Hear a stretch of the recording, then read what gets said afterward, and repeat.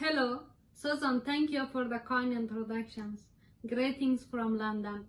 I'm truly honored to be part of the Press Freedom Forum event, which takes place today at the World Trade Center in New York by the Association of Foreign Press Correspondents in the United States.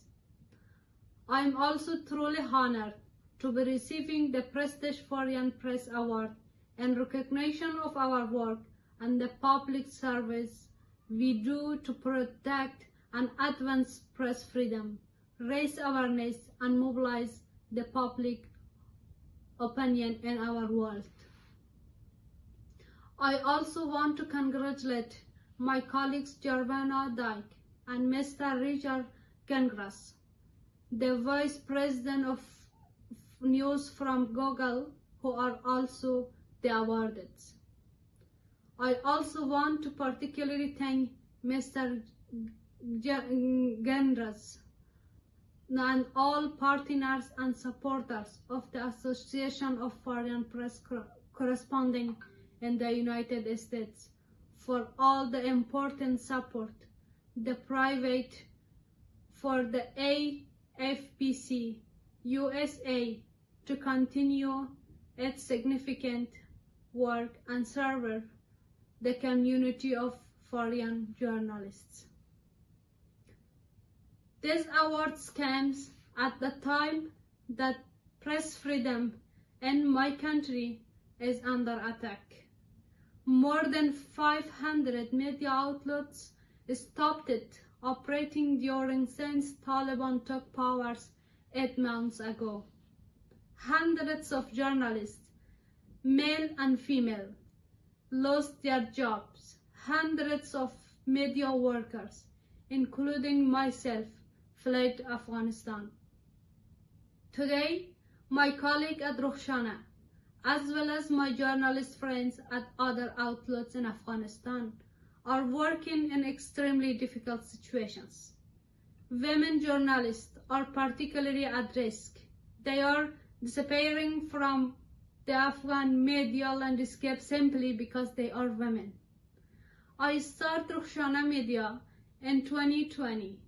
At that time, we had a small and simple goal. We wanted to create conversation among Afghan women about their lives and dreams. I was saying to Afghan women, this is your space, a place where we will tell your stories and the stories of all our sisters across Afghanistan. I never imagined then that I would be running Rukhsana in Taliban-controlled Afghanistan.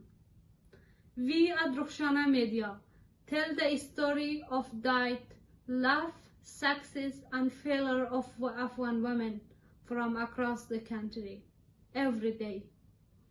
At Rukhsana Media, we tell the stories of women and girls who are living under a regime of gender apartheid in 21st century, at a time when women cannot even choose their own clothes.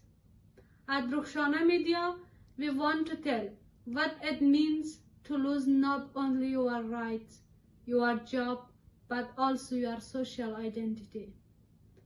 We do not do simple journalism these days. We are also covering the loss of our own rights, of our own freedoms, but it is really painful. One day, we write about girls being deprived of going to school, compulsory hijab. The next day, about forced marriage, mysterious killings, but the list goes on. On August 15, we not only lost our 20-year role in government, but we lost the result of our 20 years of our lives. This is never easy.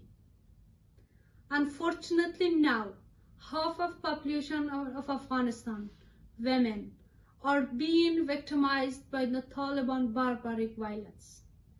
Taliban's role has reduced the value of women's life to their bodies and sexual organs.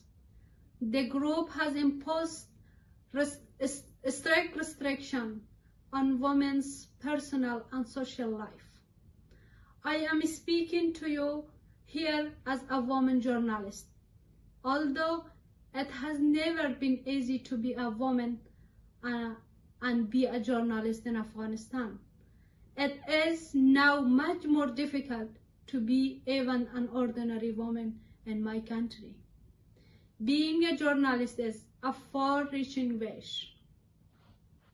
There are very few female journalists remaining in the country. Taliban have forced them to wear hijab, will ban them from appearing on film and raising their voice on radios in some provinces. In our small newsroom at Rukhshana Media, we usually listen to the women who are telling their horrible stories while crying. When they talked about their lost dreams, they burst into tears.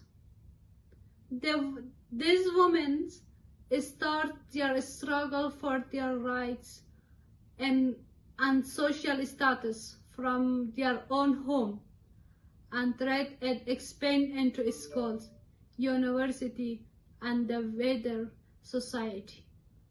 But all of that vanished overnight when the Taliban came back. Afghan women have voiced their concern in the world. They have repeatedly questioned the world's silence about the Taliban's crimes against women. At the end of my speech, I would like to say that free media in Afghanistan is in serious danger. Without a free media, Afghanistan would be a country like North Korea.